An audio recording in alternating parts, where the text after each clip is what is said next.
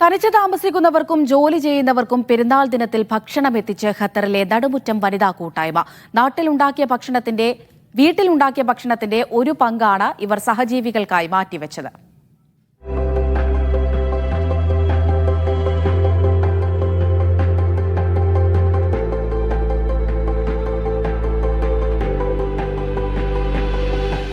പ്രവാസ ലോകത്തെ നൈർമല്യമുള്ള പെരുന്നാൾ കാഴ്ചകളിൽ ഒന്നാണിത്. ആഘോഷ ദിനങ്ങളിലും അവധി ലഭിക്കാത്ത തൊഴിൽ മേഖലകളുണ്ട്. അവിടെ ജോലി ചെയ്യുന്ന മനുഷ്യർക്കായി സ്നേഹപ്പൊതികളുമായി ഈ വനിതകളെത്തും. വീട്ടിലുണ്ടാക്കിയ ഭക്ഷണത്തിൽ നിന്നും സ്നേഹത്തോടെ സമ്മാനിക്കുന്ന ഒരു പങ്ക്. ദോഹ കോർണിഷിൽ നിന്നാണ് ഈ ദൃശ്യങ്ങൾ.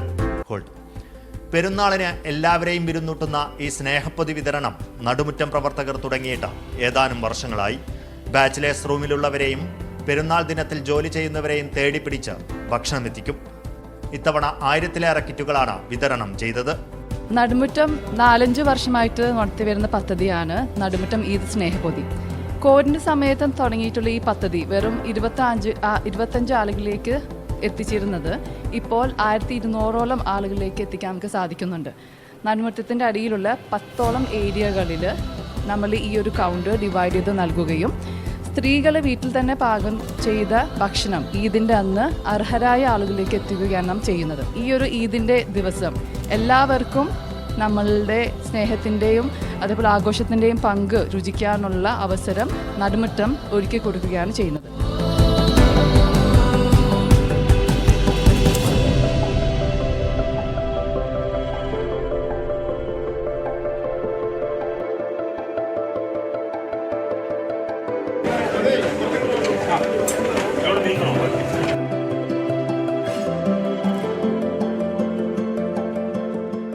ന്യൂയേജയിലെ പ്രവാസി വെൽഫെയർ ഓഫീസിൽ വെച്ച് നടന്ന ചടങ്ങിൽ Indian embassy first secretary doctor Vaibhav Tandale ഉദ്ഘാടനം ചെയ്തു. നടുമുറ്റം പ്രസിഡന്റ് സന നസീം അധ്യക്ഷത വഹിച്ച പരിപാടിയിൽ ICBF സെക്രട്ടറി മുഹമ്മദ് കുഞ്ഞി, പ്രവാസി welfare and cultural forum president R Chandramohan തുടങ്ങിയവർ സംസാരിച്ചു. Media 1 Doha.